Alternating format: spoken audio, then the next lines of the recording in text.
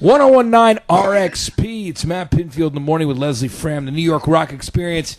And a great experience is about to happen right now. Really excited to have Brian Johnson from AC/DC. Brian, good to see you again, man. It's been a while. It's good to see you and all, me son. It's been a while, but I've seen you on the telly. Well, thanks for watching, man. I'm glad you were watching the Sound Off show. It was cool. Cool, me son. Really excited. I know, of course, you being in the States now, living down in the Sarasota area, you get to check out my show when I'm on the tube. Yeah, it's cool down. It's a nice place. I like it down there. It's warm. I must remind you of home too, because it's got good climate most of the time. Well, you can get a bit skanky in the summer, mind you. You can get a bit sticky, but it's a cool place. A lot of musicians live there now, Yeah.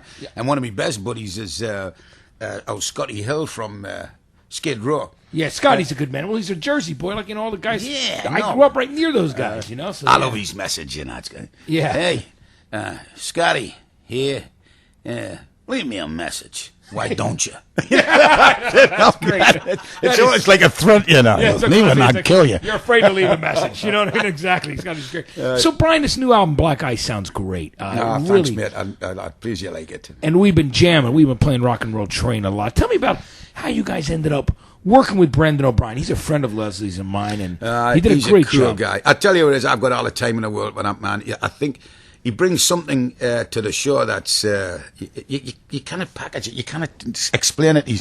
He's a live wire, He corrals everybody into the same feeling that he has, which is just great optimism. This is great. He doesn't try to change it.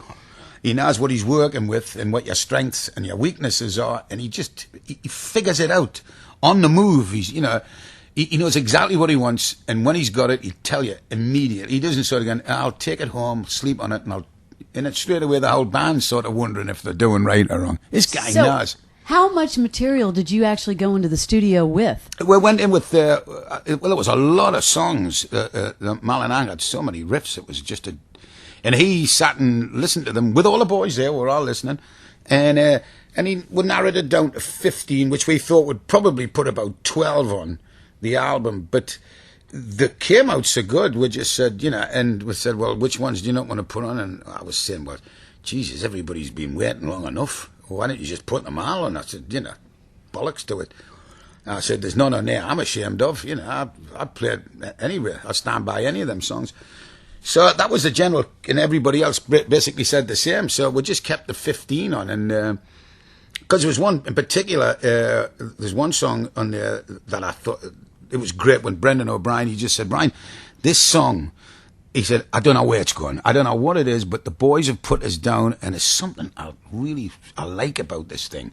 It's called Rock and Roll Dream. Yeah, it's a really nice song. It starts out with that little quieter, then it rocks, it kicks in. And I said, oh Christ! He said, well, listen, just go crazy with it. I don't know what I can't tell you what to do.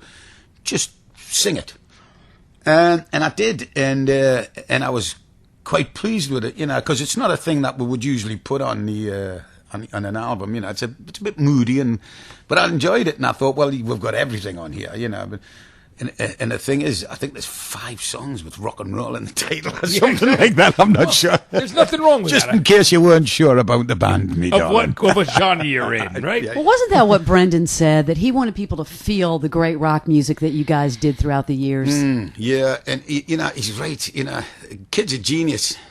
Kid's a genius. Did he play it all on the record? Because he's a great musician. No, he'd sit in the studio with the boys when they were putting the backing tracks down.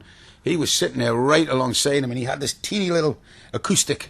Then he'd be, just checking. We got right, and he was like part of the band in there. The headphones on. He'd be going.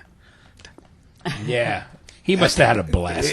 Well, you guys. He was fun, and I would go out for dinner, and he's so polite, we're in this place in Vancouver, and the food was, we got this pizza, margarita pizza, and it came with a dollop of cheese and 4 slices of tomato on it, and I says, what the hell is that? I says, and the guy's going, it was a posh restaurant, and he's going, it's a margarita pizza. So I said, it's bollocks of margarita pizza, it's cheese sandwich, that is, man. And of course, Brendan's so nice, he's going, oh, no, it's fine. I said, it's not fine. Don't you say it's fine. I said, take that back.